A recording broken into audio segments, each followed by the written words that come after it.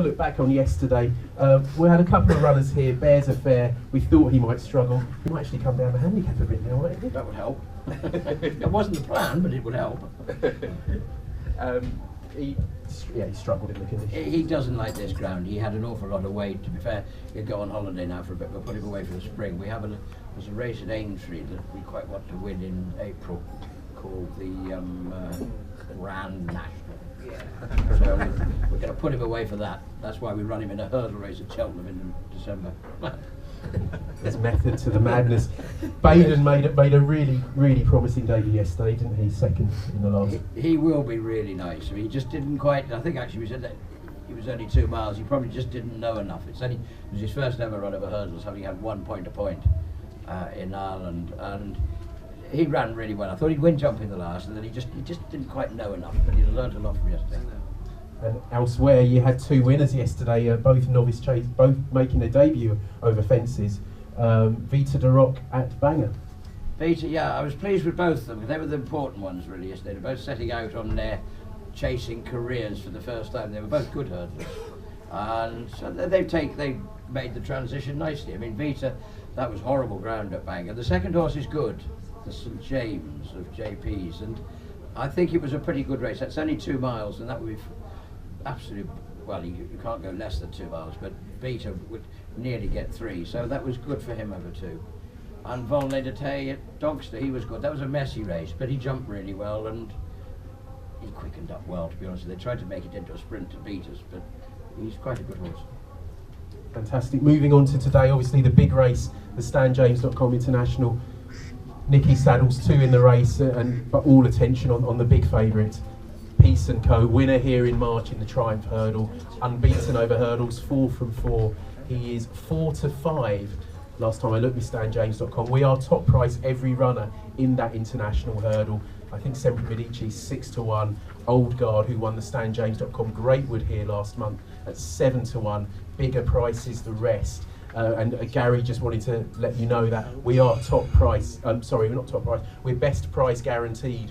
All runners in all races at Cheltenham today, and we are top price every runner in that StanJames.com International. Advert out of the way, let's find out a Peace & Co. Well, it'd be rather nice to sort of start our association by winning the Stan James race today. It's a fascinating race. I think we're just a little bit concerned where the pace is going to come from. There's no obvious front runner anyway. The only thing with Peace & Co, he can be a bit keen. We sort of taught him to settle. We had a run off his first run, he was very keen. He might just be a bit like that today, he could be a bit fresh. So I'd quite like a good gallop. You might say, well, why don't you make it with Hargan? But Mr. McManus might not see that. And I can't think Barry will want to be doing that, having ridden Peace & Co all last year. Now gets off that to ride. He has to ride Hargan, obviously, because he's JP's. So I can hardly use Hargan as the pacemaker, unfortunately. Could do, but I don't sound much when Barry doesn't be if I asked him to. So I'm just a bit worried that. But he's in good form. I mean, he's done everything right so far.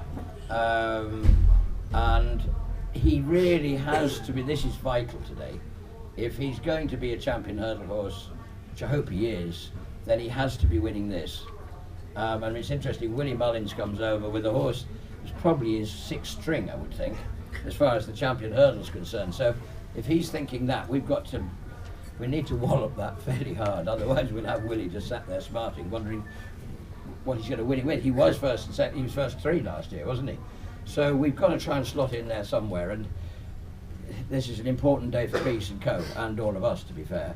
I think Hargan, unfortunately, he would be competitive on good ground, and I think we've always said, when the 3 of them finished first, second and third in the Triumph Hurdle last year, Hargan was 3rd, Top Notch was 2nd, but it had rained quite a lot on the Thursday night, and it came up ground like this for the Triumph on Friday. Top Notch beat Hargan for 2nd, and if you ran it on good ground, I think Hargan would beat Top Notch. On soft ground, Top Notch would beat Hargan, and we've seen with Top Notch the last 2 weekends when he went to Haydock and Newcastle last weekend, or the weekend before, for the fighting 5th, you know, in that soft ground, and you really force it with him, he'd be a fantastic pacemaker. But Poor devil, he's run twice in the last 3 weeks, so he can't come out. He was going to come. He was always in the race today in case anything happened to Peace and Co. because he's in the same ownership. But on Thursday we were happy with Peace and Co. So Top Notch is having a weekend in bed. Well earned. Just ask you about, obviously My Tent or Yours was also sort of penciled in to run here, but not quite ready. How's he getting on? Good. He worked yesterday. I sort of had to work. Normally we work the horses on a Saturday morning, but I was coming to the morning line, so we worked them yesterday. And he worked well, trying to get him ready for the Christmas hurdle, which if it was good ground, he would have been lucky to get that. He's not ready. Again, this was where I wanted to come to start with, but Cheltenham would be a good track for him. He's won it before, so be nice. He's been off a year though, so he'll probably need it wherever he goes. Okay, so that's obviously the assessment of the international hurdle.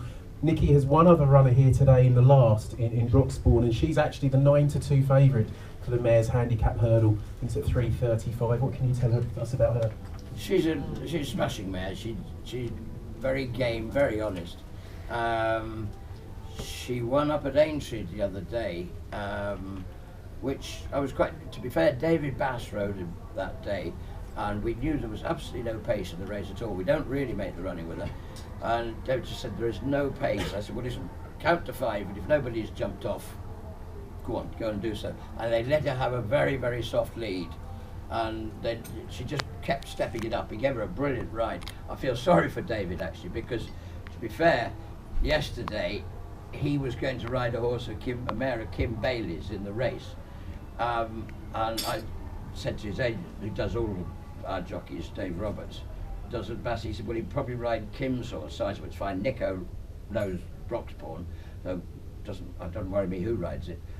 Bassie's just run me. Kim Bailey's doesn't run. Can I get back on Broxbourne? I think Nico will have to stay on him. He's won on a 2. The interesting horse really in here is the Governess with top weight. We're £3 better off for a 3-length beating. The Governess beat Broxbourne 3 lengths here in April. The Governess is she's very good round here, and she takes a bit of beating round here. But Broxbourne's in very good form, but maybe soft enough. Okay, so that's Broxbourne in the last. We'll just whiz through the rest of the card, and then we'll look at your runner elsewhere today. We've got the JCB Triumph Hurdle Trial at 12:05.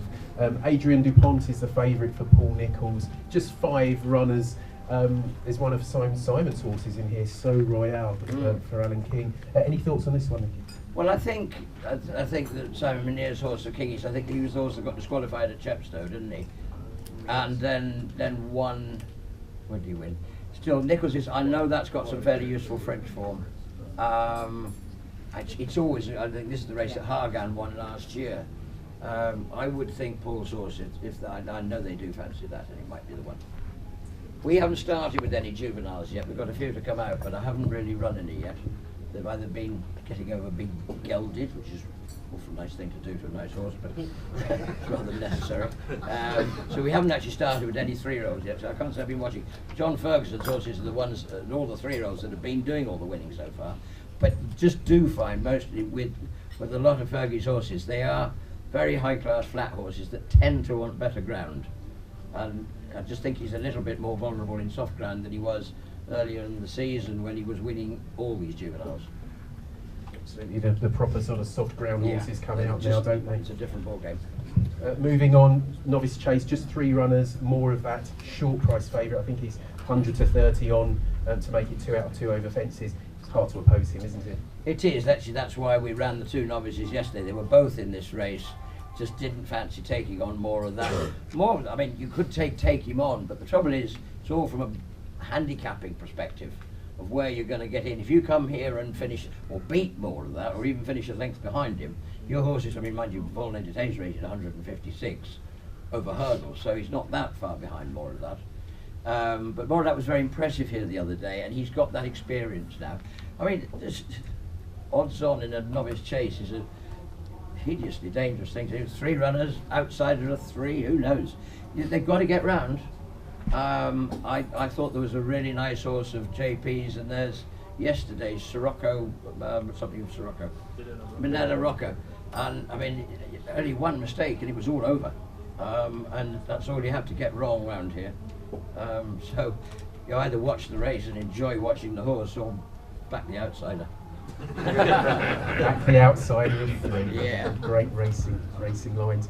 Moving on to the 115 handicap chase, competitive stuff. This Keel Hall won here last time out over course and distance. He's 9-2 from 13-2. Bold Henry 9-2 from 6-1 in the JP colours. I think your Lock Kent ran against some of these last time. He did. They were all at Newbury the other day, and actually Lock Kent was in here, but he hated the ground at Newbury, so it was going to hardly be any better. It is going to be hard work today. I mean, it was yesterday, and just that little bit more rain, it'll be hard work. We're not running Lock Kent again. They did. A lot of them came out of that Newbury race. It's wide open. Astracad, I thought he was a horse. I know that belongs to the Moles as well. That's rather why we didn't run Lock Kent. And I know Nigel would fancy him a bit.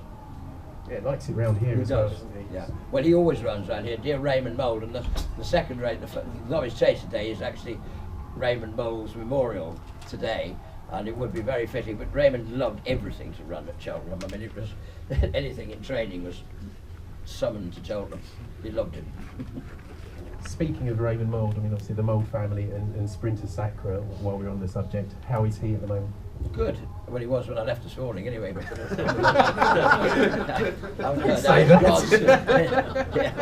I'm going to blame them now. No, we're all on schedule. We'd like to go to Kempton the day after Boxing Day for the Desert Orchid. Is the idea. He just loves good ground if you can find it, and you're more likely to get good ground at Kempton than anywhere else. And it gives you the chance of another run before March. But if we don't need it, we've got, you don't need it. So it would be just nice to go there, and then we can leave it alone if we can do. Okay, moving on to the Caspian Caviar Gold Cup, probably the big punting race of the day. Although only 14 runners, we're missing number 2, Irish Cavalier, taken out on account of the ground. So 14 runners. Bywise, runner-up in the Paddy Power last month, the 13-2 favourite. Money also for Mozeltov for Willie Mullins, back after an absence of 592 days. It was all very close in the Paddy Power last month, Anacotti winning it. Quite a few reopposing today. What are your thoughts? I think you have to go back to that race. I mean, they're all in there. They were all, the first 6 there. There were, I think, 5 of them are back in, aren't they? To be honest, I was never involved in the race. Funny enough, I only had 1 entry in the beginning, and we don't run anything.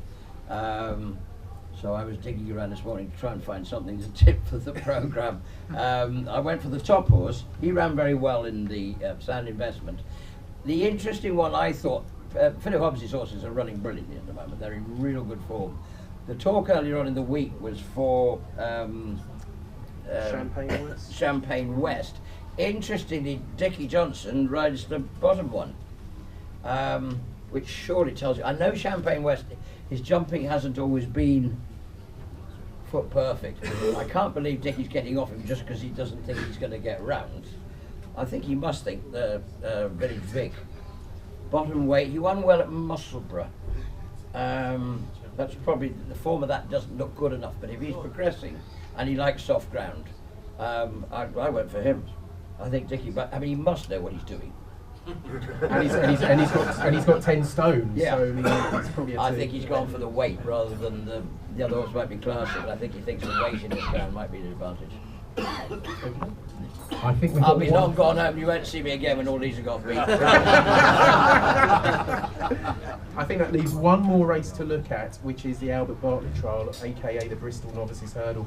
You know what I mean. Harry has won twice recently, going for the hat-trick for Harry Fry. A bit of money for Final Nudge, the David Dennis runner, 5s from 6s, but very hard to oppose. You know what I mean, Harry? I think so. I mean, he looks a very progressive horse. One would guess that somewhere he's suddenly become a good horse from being an ordinary horse. You'd suspect that he has a tongue tie on today. He's probably had a wind operation, I would think, and that's probably explaining the change in, well, he's suddenly sprouted wings, to be honest with you. The only thing that would worry you is if very soft ground can hinder those. I'm guessing at that, but it sort of, it tells, if they've got tongue ties on, it probably tells you they've had a wind operation, in which case that's why he's improved.